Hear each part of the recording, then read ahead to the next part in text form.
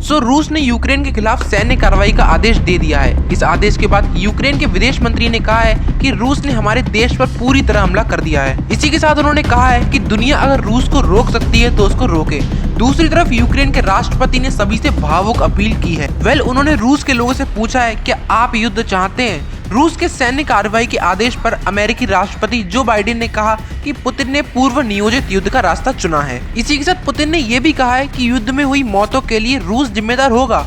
भारत ने सुरक्षा परिषद से कहा है कि रूस और यूक्रेन इस मुद्दे पर शांतिपूर्ण हल निकालें। अब ऐसे में इस युद्ध का भारत पर कितना गहरा असर होगा वो मैं आपको इस वीडियो में बताने जा रहा हूँ। मैं हूं Om and welcome back to the channel. 5 बड़े फैक्टर्स हैं जिसका इंडिया पर असर बहुत गहरा होने वाला है। तो आइए एक एक करके आपको बताते हैं। नंबर 1, कच्चे तेल की कीमतों का दिखेगा प्रभाव। रूस और यूक्रेन के बीच संघर्ष का असर कच्चे तेल की कीमतों पर भी देखने को मिल रहा है। रूस यूरोप से नेचुरल गैस का करीब 1/3 प्रोडक्शन करता है। वर्ल्ड तेल उत्पादन में रूस की हिस्सेदारी करीब 10% की है। दोनों देशों के युद्ध के बीच अंतर्राष्ट्रीय स्तर पर कच्चे तेल की कीमत 2014 के बाद पहली बार $100 प्रति बैरल के पार पहुंच गई। इसी के साथ ब्रेंट की कीमत $100.04 प्रति बैरल पहुंच गई, तो वहीं WTI $95.54 प्रति बैरल पर पहुंच गया। तो साफ है रूस से होने वाले तेल या गैस की सप्लाई का प्रभावित होना सीधे तौर पर भारत के लिए अधिक चिंता का विषय नहीं है। लेकिन इसके बावजूद कच्चे तेल की बढ़ती अंतर्राष्ट्रीय कीमतें उसकी मुश्किल जरूर बढ़ा सकती और इसी वजह से भारत अपनी जरूरत के लिए तेल के इंपोर्ट पर अधिक निर्भर है। नाउ नंबर 2, न्यूक्लियर एनर्जी पर काम होगा प्रभावित। भारत में यूक्रेन एम्बेसी की वेबसाइट पर दिखे आंकड़ों के अनुसार 2022 में दोनों देशों के बीच $2.69 बिलियन का व्यापार था। इसमें यूक्रेन ने भारत को $1.97 बिलियन का एक्सपोर्ट किया था। वहीं भारत ने यूक्रेन को $721.54 मिलियन का एक्सपोर्ट किया था। अब युद्ध की स्थिति में यूक्रेन के साथ भारत का व्यापार संकट में पड़ जाएगा। एक अनुमान के अनुसार भारत ने साल 2020 में यूक्रेन से $1.45 बिलियन के खाद्य तेल की खरीदी की थी। इनफैक्ट इसके अलावा भारत यूक्रेन से खाद, न्यूक्लियर रिएक्टर और बॉयलर खरीदता है। इनफैक्ट दोस्तों, न्यूक्लियर रिएक्टर और बॉयलर के मामले में तो रूस के बाद यूक्रेन भारत का दूसरा सबसे बड़ा सप्लायर है। अब इसकी आपूर्ति में बाधा आने से भारत में न्यूक्लियर एनर्जी कार्यक्रम धीरा हो सकता है। साल 2014 में क्रीमिया को लेकर रूस और यूक्रेन में तनाव बढ़ने से पहले भारत और यूक्रेन के बीच $3 बिलियन से अधिक का था।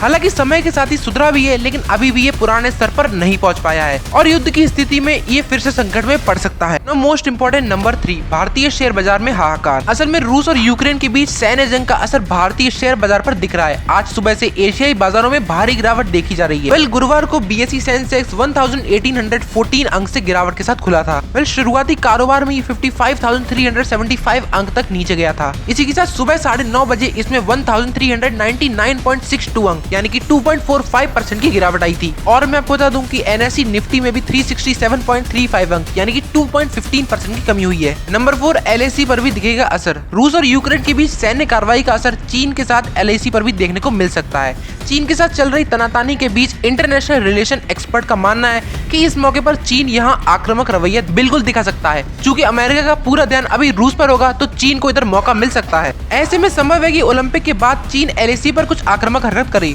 यूक्रेन पर हमले को लेकर चीन स्पष्ट रूप से रूस के साथ है। अब ऐसे में युद्ध की स्थिति में रूस और चीन और अधिक करीब आएंगे। Institute for defence studies and analysis में एसोसिएट फेलो स्वाति राव का कहना है कि जब भी ऐसी अंतर्राष्ट्रीय घटना होती है इसमें अमेरिका कमजोर साबित होता है, चीन को मजबूती मिलती है और भारत के लिए मुश्किल की स्थिति हो जाती है। Last and really important point, Ukraine में रह रहे भारतीय लोगों के लिए मुश्किल। यूक्रेन के अलग अलग हिस्सों में भारत के करीब 20,000 से अधिक लोग और छात्र रह रहे हैं। देश से कई छात्र यूक्रेन में मेडिकल की पढ़ाई के लिए जाते हैं। युद्ध की स्थिति में इन लोगों की सुरक्षा अहम मुद्दा है।